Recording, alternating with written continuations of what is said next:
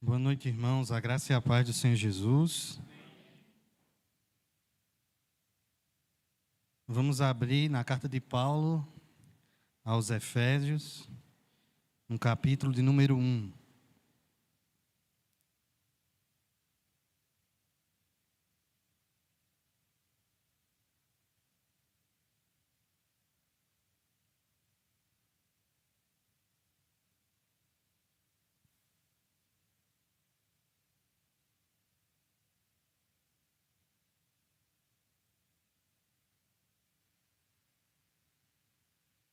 Carta de Paulo aos Efésios, capítulo 1. Nós iremos ler a partir do verso de número 7. Todos encontraram? Quem não encontrou, diga misericórdia. Então, todos encontraram. A partir do verso 7, diz assim a palavra do Senhor: no qual temos a redenção pelo seu sangue, a remissão dos pecados, segundo a riqueza da sua graça, que Deus derramou abundantemente sobre nós, em toda a sabedoria e prudência, desvendando-nos o mistério da sua vontade, segundo o beneplácito que propusera em Cristo, de fazer convergir nele, na dispensação da plenitude dos tempos, todas as coisas, tanto as do céu como as da terra. Nele, digo, no qual fomos também feitos herança, predestinados segundo o propósito daquele que faz todas as coisas conforme o conselho da sua vontade, a fim de sermos para o louvor da sua glória, nós, os que de antemão esperamos em Cristo, em quem também vós, depois que ouvistes a palavra da verdade, o evangelho da vossa salvação, tendo nele também crido, fostes selados com o Santo Espírito da promessa, o qual é o penhor da nossa herança, até ao resgate da sua propriedade, em louvor da sua glória. Amém. Oremos ao Senhor.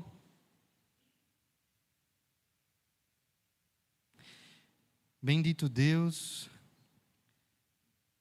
nosso Pai, nós te agradecemos, ó Senhor, por ter nos reunido aqui nesta noite e nos dar, Senhor, a oportunidade de ouvir a Tua palavra, ouvir a Tua voz.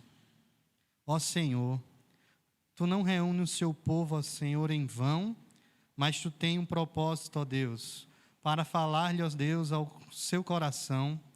Por isso te pedimos, ó Senhor, fala-nos, ó Deus, ao nosso coração profundamente, para que arde em nós, Senhor, o desejo de amar ao Senhor e servir-te, ó Deus, com toda a inteireza de fé e integridade. Manifesta, ó Deus, em nosso meio a Tua graça, Senhor, repousando em nossos corações. No nome de Jesus, ó Deus, é assim que te oramos. Amém.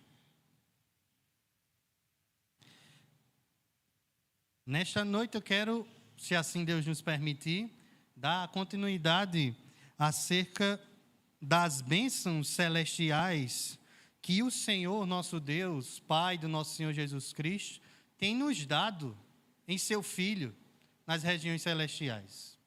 Da última vez que estivemos meditando nesse capítulo, nós observamos algumas bênçãos que o Senhor, nosso Deus e Pai, tem nos dado em Cristo Jesus. De que nele, em Cristo Jesus, fomos predestinados nele para sermos irrepreensíveis, santos. E para essa finalidade, segundo a sua boa vontade, ele nos criou e nos formou como igreja. Mas, nesse ato redentor da Trindade, o Pai nos tem abençoado no seu Filho. E nessa noite, nós iremos ver as demais bênçãos que temos em Cristo Jesus nas regiões celestiais. Através não apenas da ação do Pai, mas também da ação do Filho e do Espírito Santo. De fato, assim como tinha falado da última oportunidade que tivemos, a principal palavra que Paulo quer apresentar em sua carta, e ela não é apenas falada uma vez, mas mais de uma vez, é a palavra mistério. Eita! Mistério, irmãos. Algo que é oculto, algo que estava escondido. E esse mistério faz parte daquilo que Deus quer nos revelar para entendermos que bênção é essa que temos em Cristo Jesus. Que mistério é esse? Você entendeu o mistério já, irmãos? No texto que lemos, é dito qual mistério é esse. A partir do verso de número 7, Paulo continua o que ele já havia falado, do verso 3 ao 6, e o pronome que inicia o verso número 7 faz referência ao finalzinho do verso 6. Faz referência a esse que é chamado de amado. Quem é esse amado? Cristo Jesus. Amado de Deus, eternamente gerado. Jesus, o Filho, ele existiu eternamente com o Pai. E na plenitude dos tempos, mediante a vontade de Deus, ele se fez carne para fazer notório o que estava escondido, onde apenas a Trindade sabia. Pois esse plano magnífico, escondido para a criação, apenas manifestou-se claramente aos nossos olhos, quando esse Filho eterno de Deus toma a forma humana.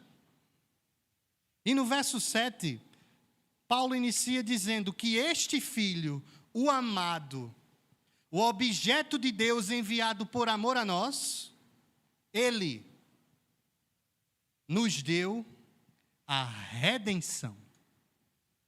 Temos em Cristo Jesus a redenção. Por isso, em Cristo Jesus, somos redimidos. Para nós, possa ser que o termo redenção não seja tão fácil de compreender, mas para os efésios era algo comum. Éfeso era a 5ª maior cidade do Império Romano. E ela tinha um porto. E nesse porto, semelhante cabedelo, parava muitas mercadorias. E uma das muitas mercadorias deixadas no porto de Éfeso eram escravos. Homens, mulheres, crianças, idosos, vencidos de guerra pelo Império Romano ou por dívidas, que se colocavam diante de um muro e pessoas chegavam para os senhores desses escravos e os comprava com a moeda romana.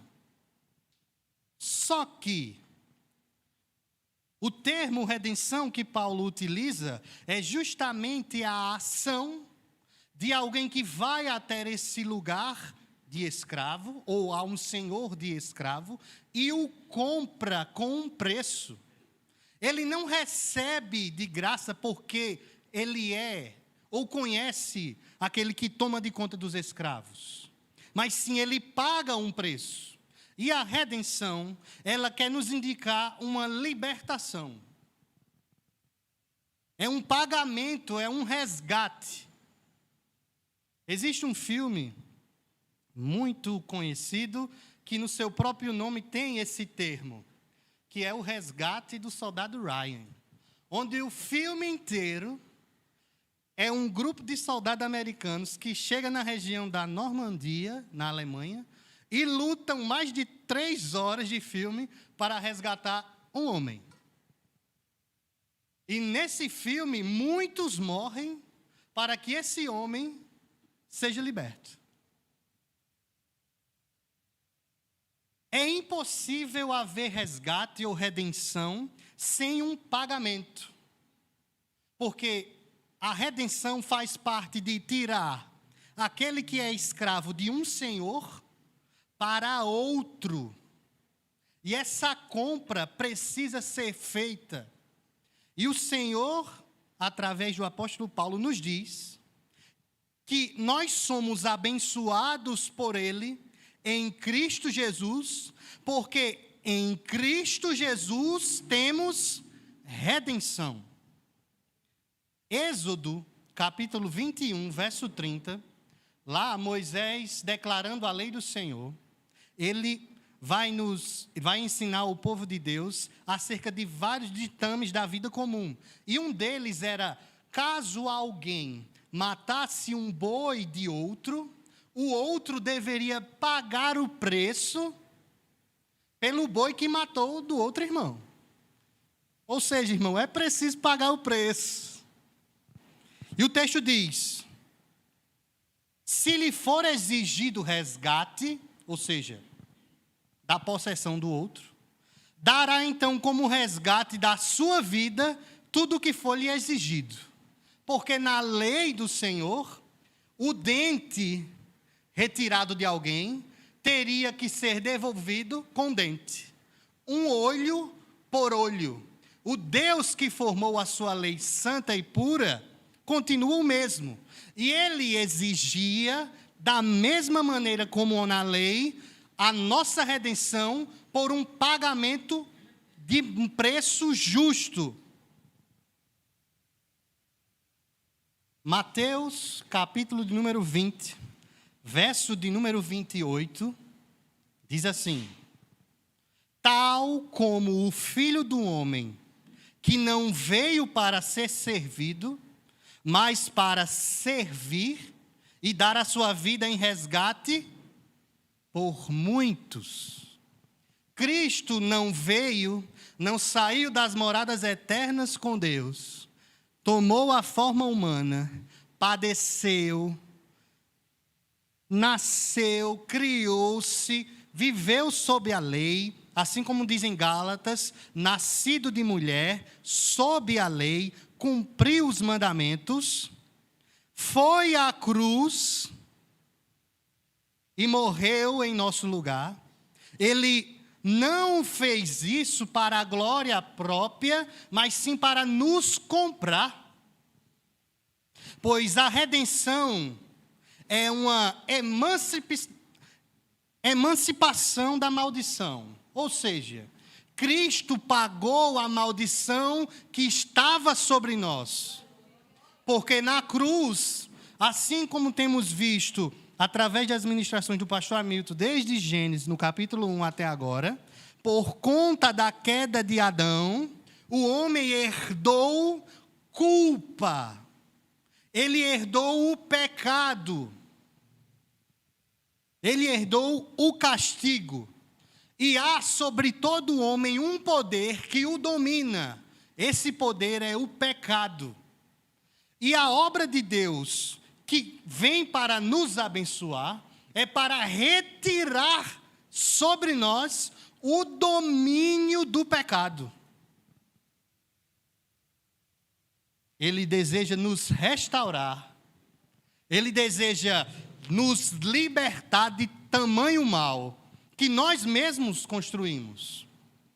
E que com objeto ou ação ou algo esse Cristo, o Filho de Deus, oferta ao seu Pai por nós para nos redimir.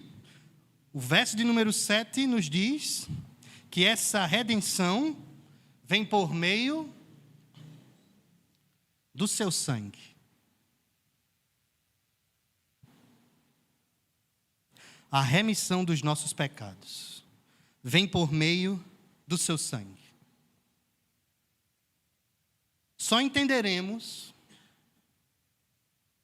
a gravidade do pecado que cada um de nós cometemos contra Deus Pai, se observarmos o que Deus Pai utilizou para perdoar os nossos pecados.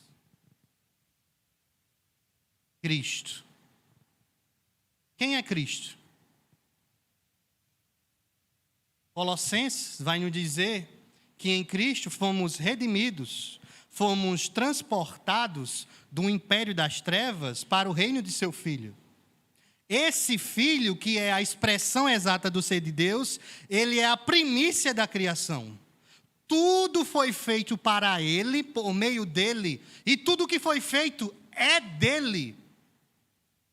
Esse Cristo é maior do que todas as potestades, do que todos os poderes, do que tudo que há na criação.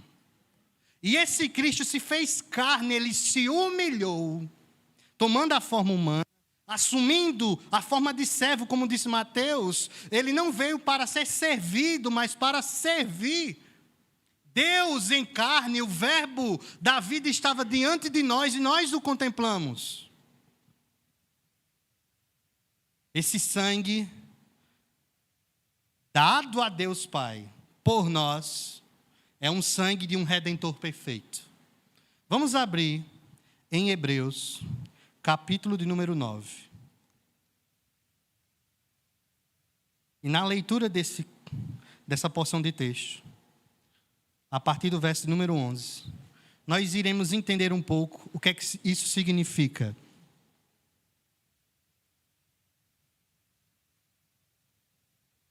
Hebreus capítulo 9, a partir do verso de número 11. Diz assim a palavra do Senhor. Quando, porém, veio Cristo como sumo sacerdote dos bens já realizados, mediante o maior e mais perfeito tabernáculo, não feito por mãos, quer dizer, não desta criação, não por meio de sangue de bodes e de bezerros, mas pelo seu próprio sangue, entrou no Santo dos Santos, uma vez por todas, tendo obtido eterna redenção.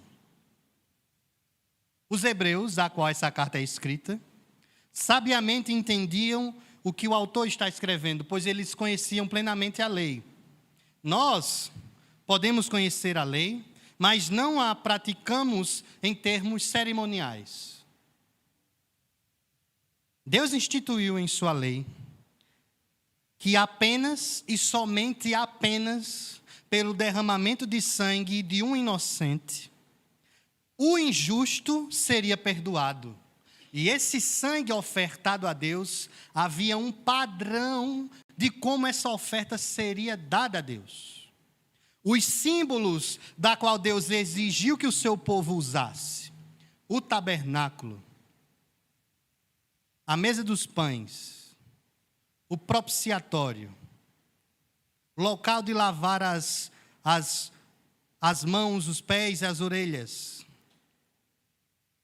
a arca da aliança, toda a estrutura da vestimenta sacerdotal, tudo redundava em uma sombra do que havia de vir, que era pleno e perfeito. Cristo Jesus, o sumo sacerdote, não da descendência de Arão, mas, segundo o autor de Hebreus, de Melquisedeque, o rei de Salém, o rei de paz. Cristo Jesus não oferece a Deus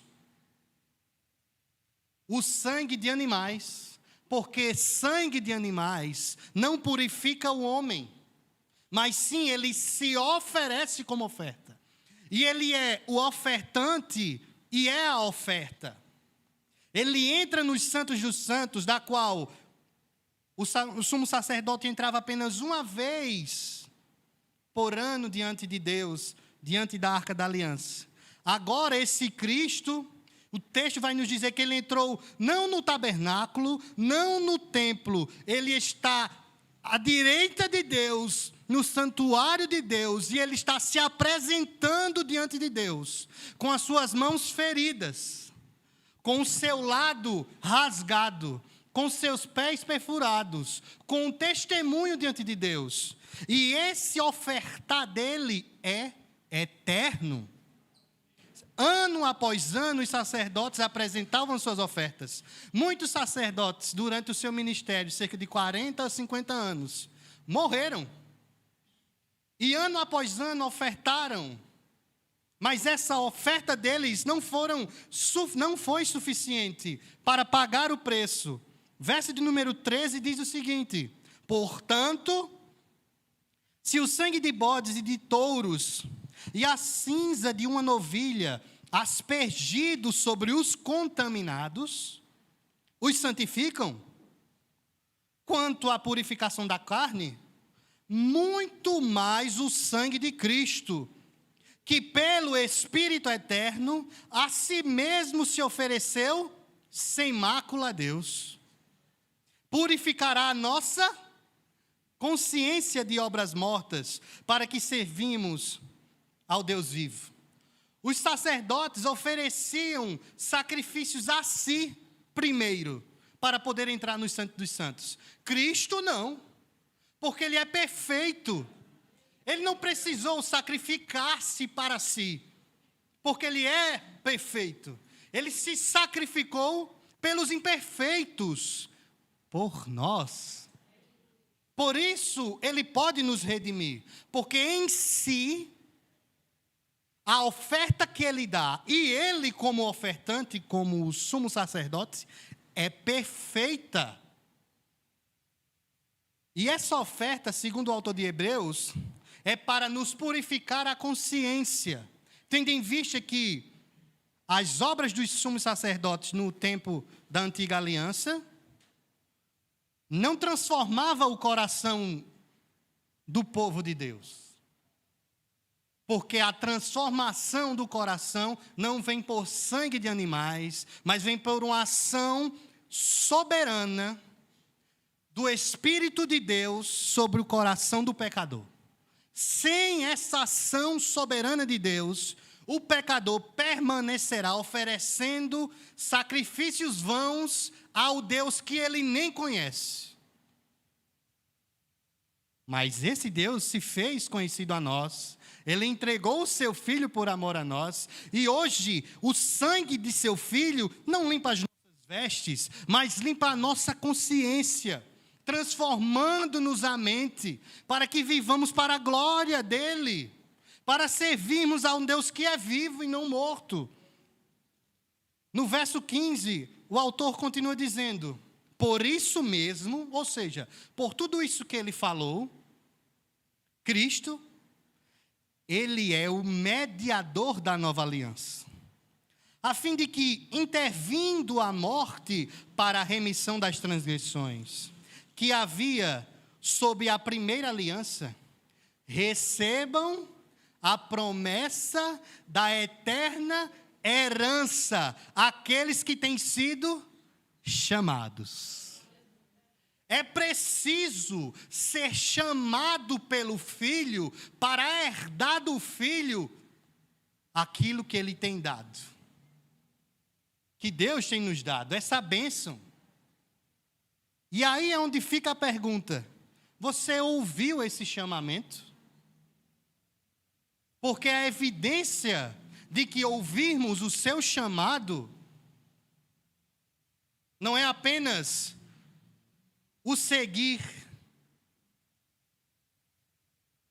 porque muitos o seguiram, muitos andaram atrás de Jesus, muitos viram os seus milagres. Mateus, no capítulo 7, vai dizer que naquele grande dia, muitos dirão que falaram em outras línguas, que profetizaram, que expulsaram demônios, que fizeram operosas obras, milagres, no nome dele. Mas naquele grande dia, Cristo falará para eles: aparte-se de mim, pois eu não vos conheço. Pois Cristo conhece os que ele chamou. Verso de número 16. Porque onde há testamento, é necessário que intervenha a morte do testador. Irmãos, isso é magnífico. Todos sabem que uma pessoa que tem posse, que está prestes a morrer, e ficam meio que uns urubu ao redor dessa pessoa para querer consumir o que ela tem, se faz necessário que tal pessoa de muita posse escreva um testamento para deixar registrado os seus bens e para quem esses bens ficará. Isso é comum entre nós. Mas para que o testamento do testador ser eficaz em sua ação, o testador precisa morrer. Então pensemos, e aqui é onde está o mistério.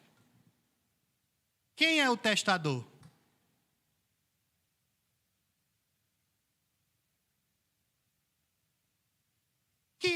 Quem é o testamento?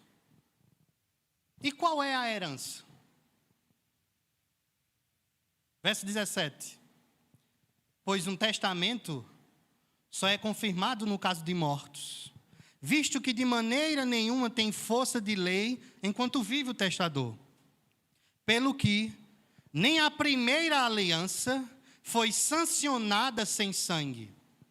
Porque, havendo Moisés proclamado todos os mandamentos segundo a lei a todo o povo, tomou o sangue dos bezerros e dos bodes, com água e lã, tinta de escarlate e sopo, e aspergiu não só o próprio livro, como também sobre todo o povo, dizendo: este é o sangue da aliança, a qual Deus prescreveu para vós outros. Igualmente, também aspergiu com sangue o tabernáculo e todos os utensílios do serviço sagrado.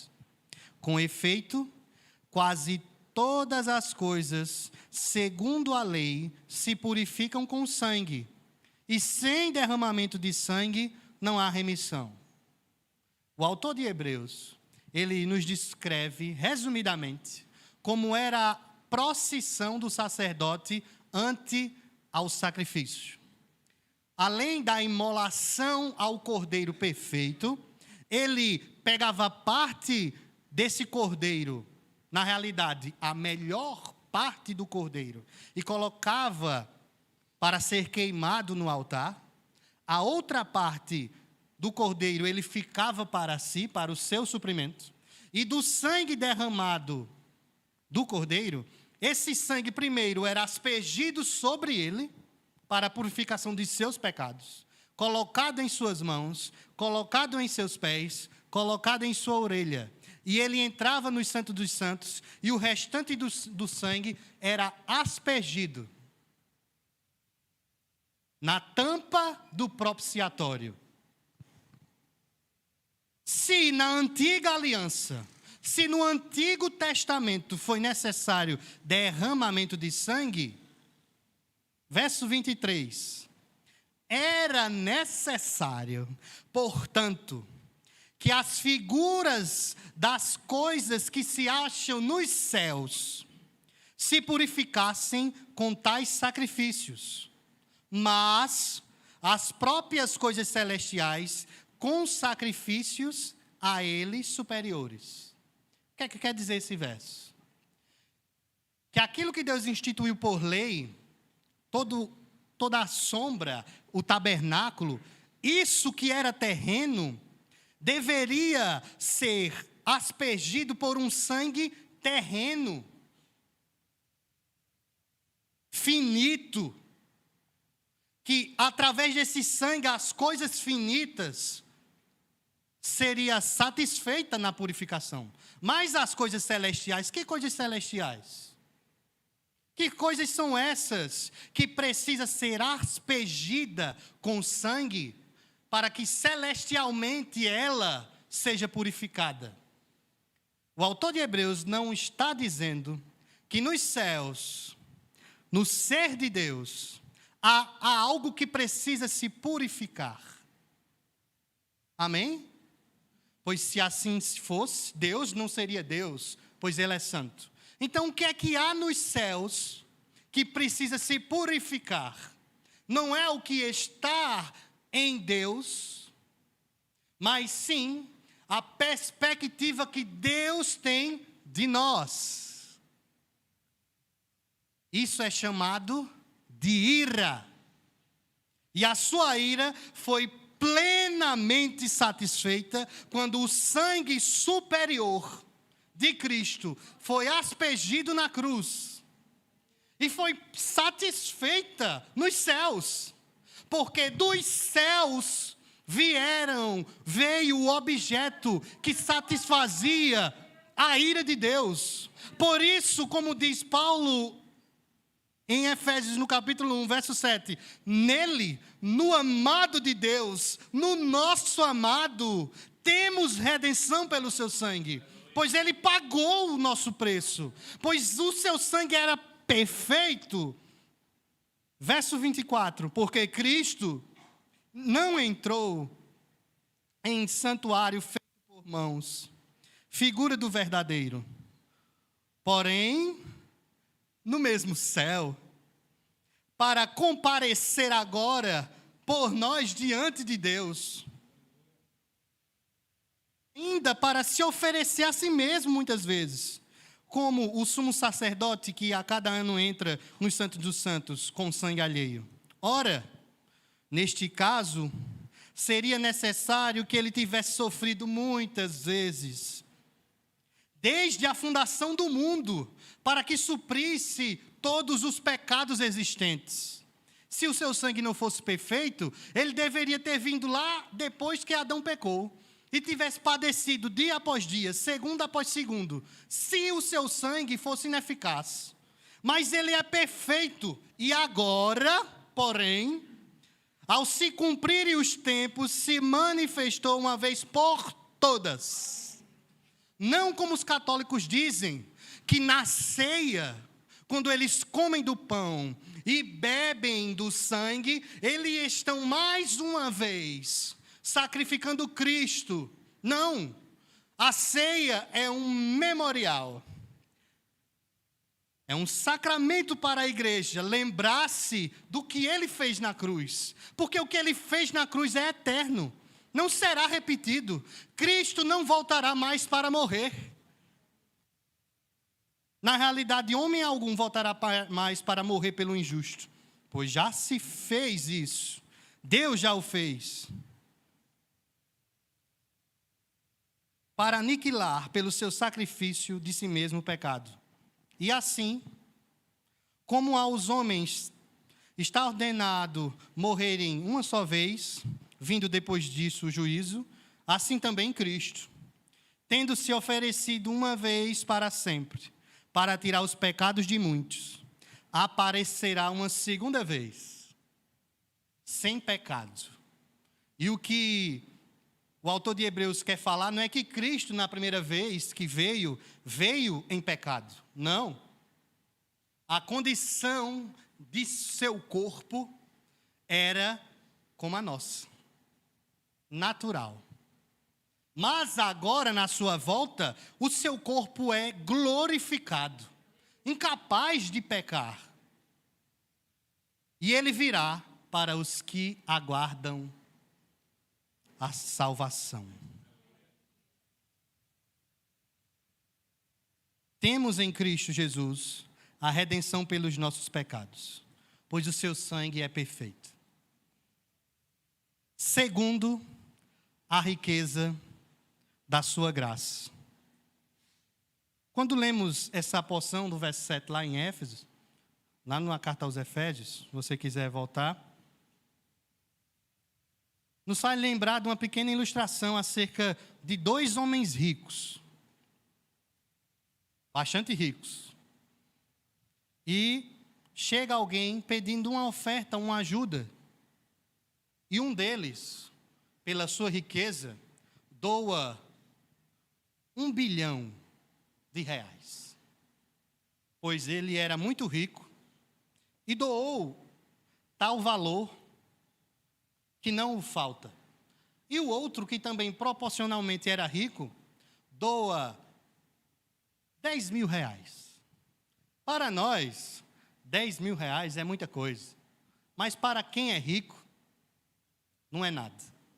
Mas, segundo a proporção da riqueza que havia nesses dois homens, dar 10.000 é muito pouco. Deus deu-nos o seu Filho segundo a riqueza da sua graça. Por isso que eu mais uma vez afirmo, só conseguiremos entender o valor, o preço desse resgate que Deus fez por meio do seu Filho, se nós entendermos qual foi o preço pago por Ele. Cristo Jesus. A riqueza da sua graça está ofertada a nós gratuitamente. E Deus deu o que há de maior. Ele deu o seu único Filho por amor a nós. E mais, Ele apenas não nos deu.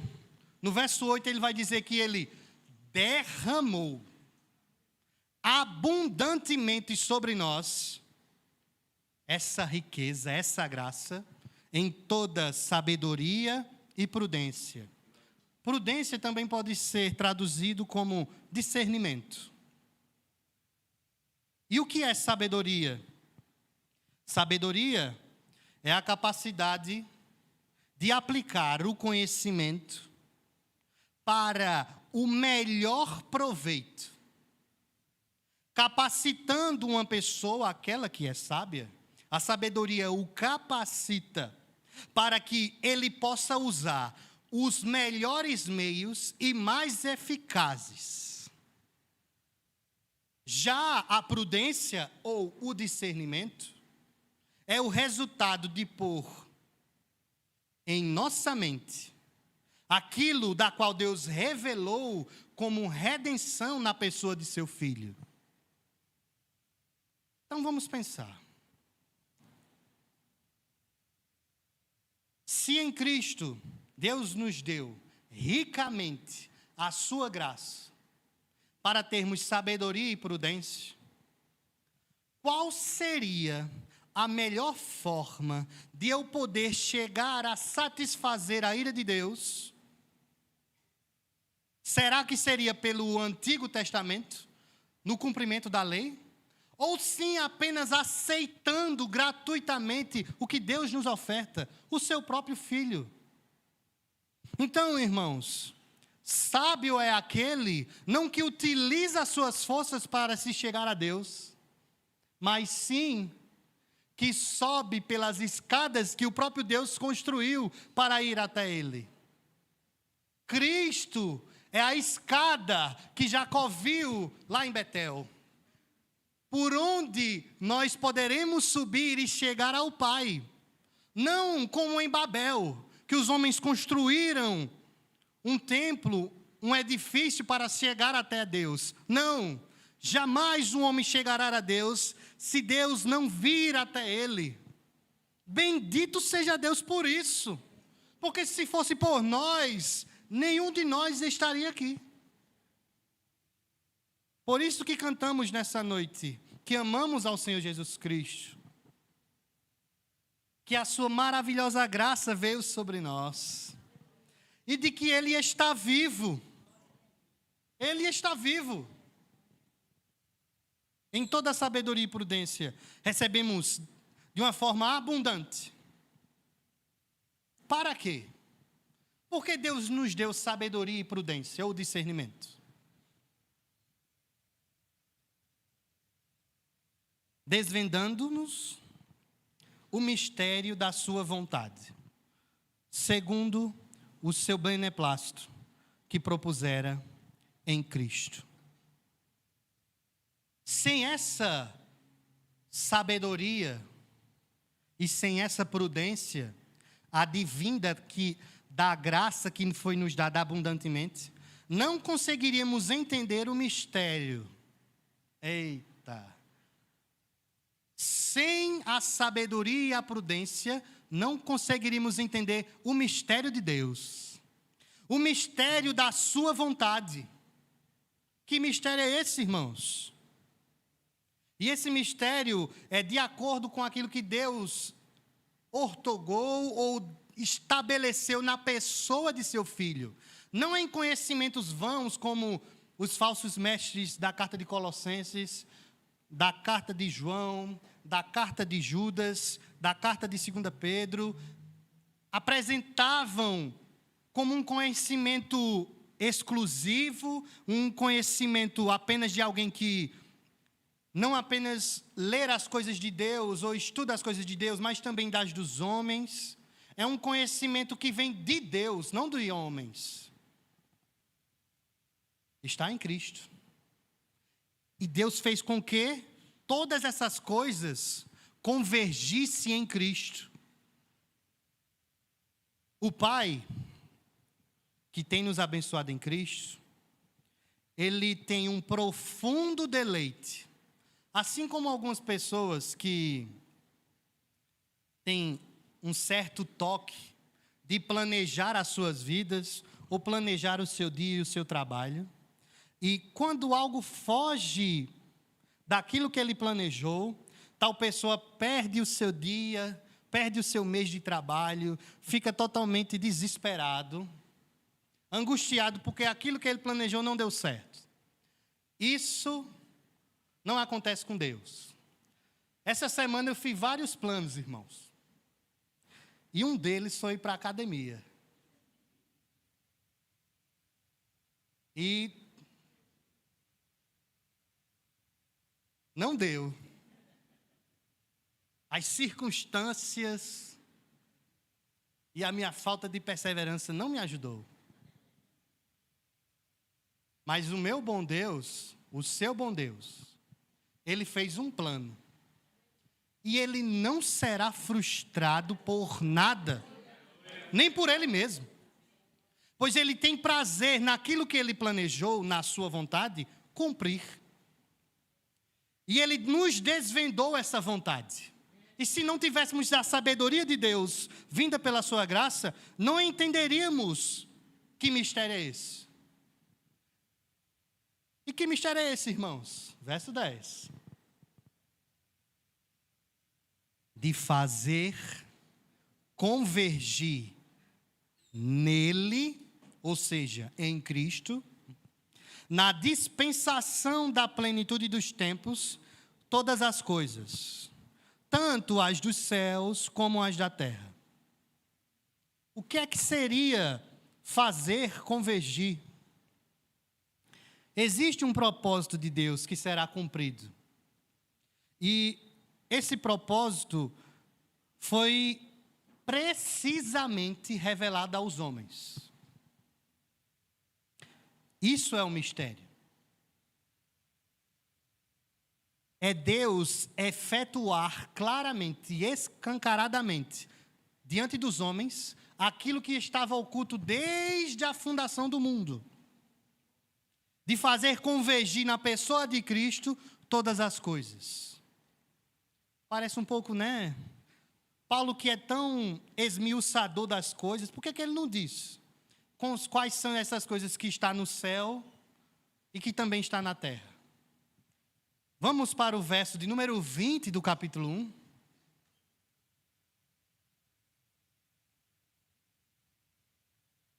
Paulo diz: o qual exerceu ele em Cristo, ressuscitando dentre os mortos e fazendo-o sentar à direita nos lugares celestiais, acima de todo e potestade, e poder, e domínio, e de todo nome que se possa referir, não só no presente século, mas também no vindouro.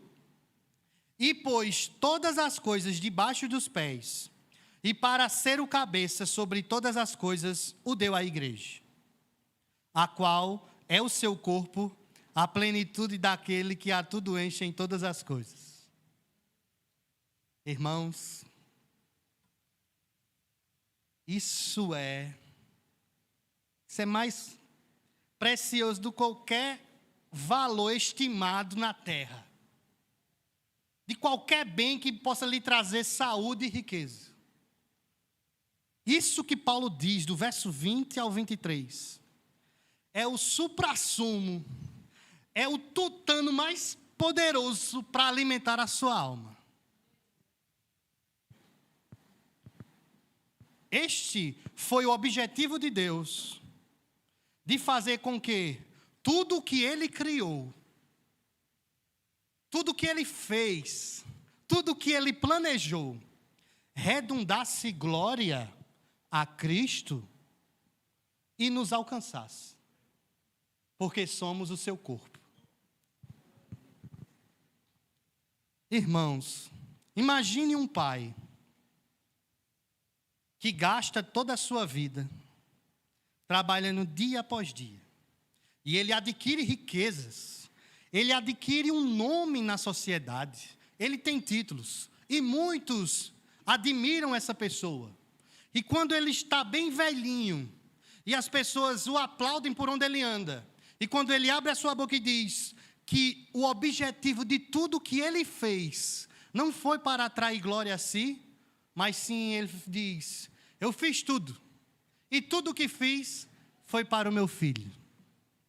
Você sabe muito bem, você que é pai, você que é mãe, sabe muito bem o preço, a luta, a demanda que pagas dia após dia pelos seus filhos. E não existe valor maior do que entregar tudo ao seu filho. Deus é pai. E Ele fez tudo pelo seu filho. E o seu filho, o filho unigênito de Deus, que não é um filho mais velho, egoísta, compartilha conosco o que Deus Pai o deu. Irmãos, em Cristo Jesus, segundo o que Paulo nos fala, Deus preparou um tempo oportuno para que tudo isso que Ele planejou acontecesse. Reinos vieram, línguas dominaram sobre a terra, homens modificaram a estrutura geográfica, construíram estradas, prepararam todo um repertório, que não foram os homens, mas sim o autor dessa história, Deus, para que Cristo viesse para receber do Pai o que o Pai planejou durante toda a eternidade. E Ele não guardou para si. Ele nos deu a sua graça. Todas as coisas, tanto as do céu como as da terra. O doutor holandês Herman Bavinck diz o seguinte, preste atenção.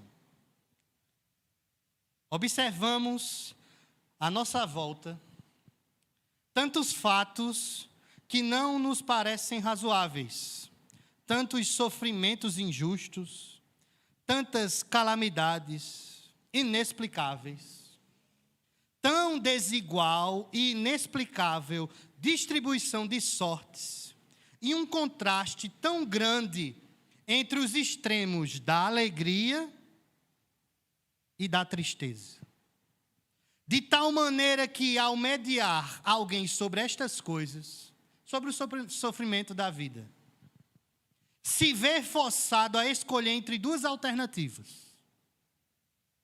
Ver o universo como se fosse governado pela vontade soberana e absoluta de um Deus maléfico, porque aonde olharmos para a terra, só vemos destruição e sofrimento.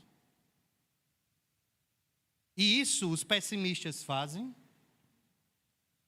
Essa seria a primeira visão. E a segunda seria, ou olharmos para as bases que se encontram na Escritura e na fé cristã, que nos faz descansar na vontade soberana e absoluta da qual Deus, por mais incompreensível que seja, sábio e santo, daquele que algum dia fará com que a luz do céu resplandeça sobre nós e sobre os mistérios desta vida. Acontecerá na sua vida, irmãos, muitas coisas que você não vai entender. Possa ser que esteja acontecendo e você também não está entendendo. Sofrimentos dolorosos, situações difíceis, tribulações que você nunca imaginou, perseguição, esquecimento, tentação, prova. E isso pode fazer com que você desmoreça, porque ao olhar para o seu Criador, parece que ele não o vê, parece que ele não o ouve. Mas escute, irmãos, esse Deus e Pai tem lhe abençoado, ainda que você não veja, não com coisas terrenas, não com coisas que livrem esse sofrimento, que ele pode até fazer, mas se ele não quiser, ele já tem lhe abençoado com toda sorte de bênçãos nas regiões celestiais em Cristo Jesus. Você foi predestinado em Cristo Jesus. Você foi redimido. E a terceira bênção, da qual Paulo apresenta nesse capítulo de número 1, é a bênção da pessoa do Espírito Santo sobre nós. Verso 11 diz: em Cristo, nele, digo no qual também fomos feito herança, predestinados segundo o propósito daquele que faz todas as coisas conforme o conselho da sua vontade, a fim de sermos para o louvor da sua glória, nós, o que de antemão esperamos em Cristo, em quem também vós, depois que ouvistes a palavra da verdade, o evangelho da vossa salvação, tendo nele também crido, fostes selados com o Santo Espírito da promessa. Fomos feito herança. E observe o que Paulo utiliza, a palavra, ele diz também. Também fomos feito herança. E o que é que isso significa, irmãos? Que não apenas nós, em união vital em Cristo, temos recebido bênçãos tais como a redenção, como o perdão dos nossos pecados, como a iluminação espiritual, ou seja, a sabedoria e o discernimento, como favores que já foram mencionados, do verso 3 ao 6. Mas também ele tem nos favorecido com algo superior, da qual não nos atinge apenas no nosso passado, mas no nosso presente e no nosso futuro. É uma herança que nenhuma força maligna pode atirar de nós, nem mesmo a nossa morte retirará de nós essa herança que está proposta para nós, porque fomos predestinados para isso. Você consegue contemplar o que é que isso significa? O destino da sua vida foi pré-feito, foi pré-escrito, e a escrita do seu destino é para que você herde algo. E quem escreveu isso, quem predestinou essas coisas, fez porque ele faz todas as coisas conforme o conselho da sua vontade. E não há ninguém que possa mudar essa decisão soberana desse Deus. Porque é Ele que decidiu escolher-lhe. Os herdeiros recebem a herança por mérito, quando eles são de fato filhos. E quando não é filho, vai se fazer um DNA para saber se é. Nós não éramos filhos. Não precisávamos nem fazer DNA, estava na cara. Ao olhar para o diácono Denberg e Emanuel, meu Deus do céu, é um na cara do outro. Não precisa disso. Ao olharmos a nossa face para Deus, era nítido que não éramos os seus filhos. Mas esse Deus decide resgatar-nos para sermos os seus filhos. E a partir de agora nós herdamos aquilo que esse Deus tem dado ao seu filho de fato. E ele agora começa a moldar a nossa vida, para começarmos a parecer com o seu filho. E agora, nós que temos um olho mais pretinho assim, escuro, começa a ficar com o olho mais claro, igual ao do filho. Um cabelo mais liso, para quem tem um cabelo mais... Vocês estão entendendo, irmãos? É Deus, o Pai, que está fazendo isso em nós. Está mudando a tua vida. E esse é um sinal de que você é filho. Quando há transformação. Verso 12, a fim de sermos o quê? O que é que esse Deus está fazendo em nossa vida? Ele está fazendo-nos para sermos para o louvor de sua glória. Nós, os que de antemão esperamos em Cristo Jesus. Deus nos inclui nessa glória. Se lembra da oração de Cristo? Pai, capítulo número 17. Dá-me a glória que eu tive antes da fundação do mundo. Essa glória pertencente só a Ele, jamais pertencerá a nós. Que pena, mas nós a contemplaremos. Nós a provaremos, nós a degustaremos, nós estaremos lá. Receberemos em nosso corpo um corpo glorificado para provarmos de sua glória. Porque hoje nós não temos noção da sua glória. Quando nós cantamos, Senhor, vem com a tua glória, se Ele viesse, a terra seria fulminada. Mas naquele grande dia, Ele virá pleno em glória, e nós poderemos o ver. Olharemos em sua face, ouviremos a sua voz doce. Ele nos chamará pelo nome, porque somos os seus filhos. O interessante é que no verso 12, Paulo fala dois nós. O primeiro nós, que é o a fim de sermos para o louvor da sua glória, nós, esse nós somos todos nós. Quem são esses nós? Judeus e gentios. Mas o segundo nós, que é algo, como diz o pastor, fenomenal, nós, os que de antemão esperamos em Cristo. Esse nós são os judeus.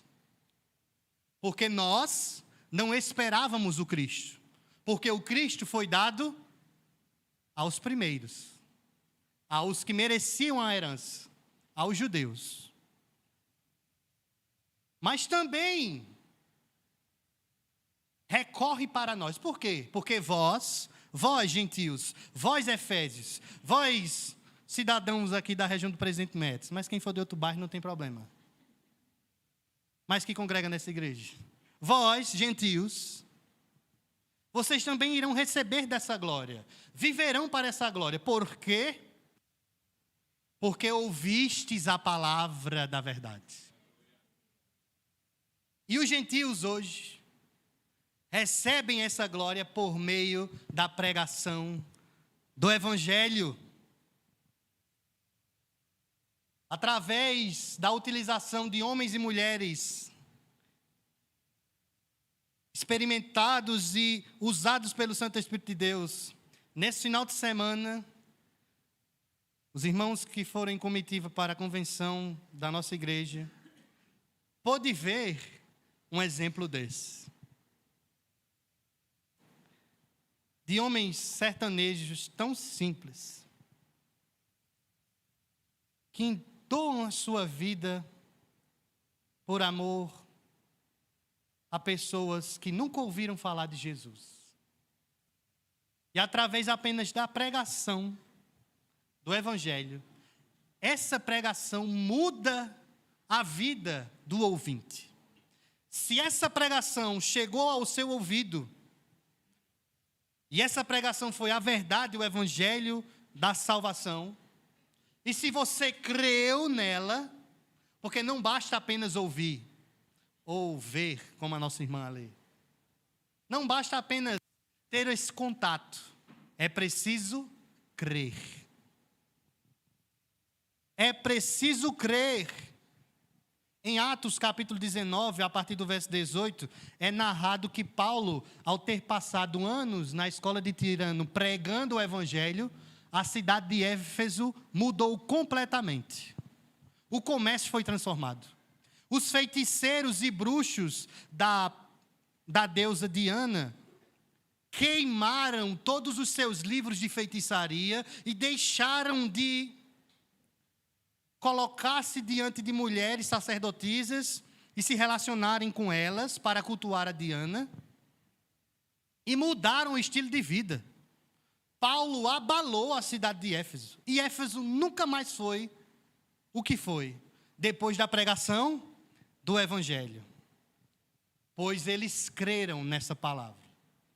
E a partir do momento que creram, Paulo nos diz, e aí está a nossa terceira bênção que temos em Cristo Jesus, nos dada por meio do seu Espírito. Nós fomos selados. O selo é uma garantia, é uma marca de propriedade, é uma autenticação. Deus garante a todos nós, como sua propriedade, como donos de fato, pois Ele nos comprou em Cristo, através do seu Santo Espírito, que é assim nos dado. Perceba o caminho. É pregado o Evangelho. A pessoa creu, Deus marca ela, não com a marca da promessa, mas sim com o seu Santo Espírito, que também é a promessa. Verso 14. O qual é o penhor da nossa herança, até ao resgate da sua propriedade, em louvor da sua glória. O Santo Espírito de Deus, ele é o selo que muitos colocavam nas cartas para não serem abertas, é a marcação por garantia, mas também é o penhor. É o pagamento antecipado por algo que ele adquire. Quando alguém quer garantir uma compra, ele dá um sinal, um calção, não um short, um calção, um dinheiro, para que aquilo fique garantido. Você for ali em alguma loja de carro, for querer comprar um carro e chegar lá com R$10, esse calção seu está baixo, viu? Aumente mais um pouco o preço. Que penhor é esse? Que pagamento é esse que nos garante o porvir? É o Espírito de Deus em nós. Portanto, a primeira parcela que Deus nos garante que estaremos com Ele naquele dia é o seu Espírito. Ele nos dá a garantia que iremos provar dessa glória. Através desse resgate, a nossa salvação, ela está proposta em Cristo Jesus. Ela está garantida em Cristo Jesus. Para aqueles que creem em Cristo Jesus, eles serão salvos. Eles são propriedade de Deus. Não como criação, mas como filhos. Vocês entendem a diferença? Você pode criar um cachorro, um bode, uma galinha, mas você tem seus filhos. Vocês estão entendendo, irmãos? Você pode criar uma ovelha, se você mora no Cariri, um bode, um cachorro, um gato, um papagaio, você pode criar. Mas os seus filhos, seus filhos. O catecismo de Weinberg diz o seguinte, ele começa com uma pergunta e fala: qual é o único conforto, tanto na vida como na morte?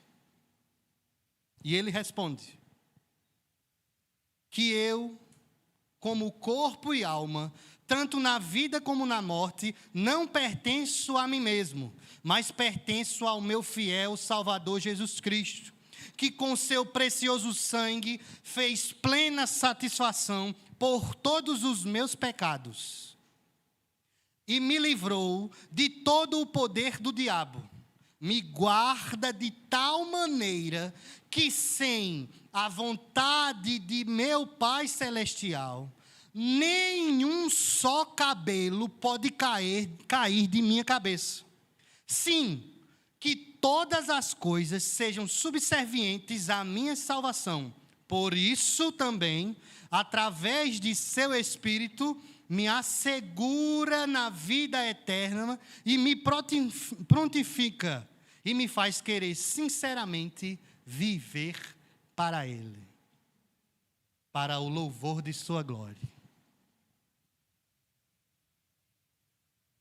Por isso, irmãos, em Cristo Jesus, fomos redimidos.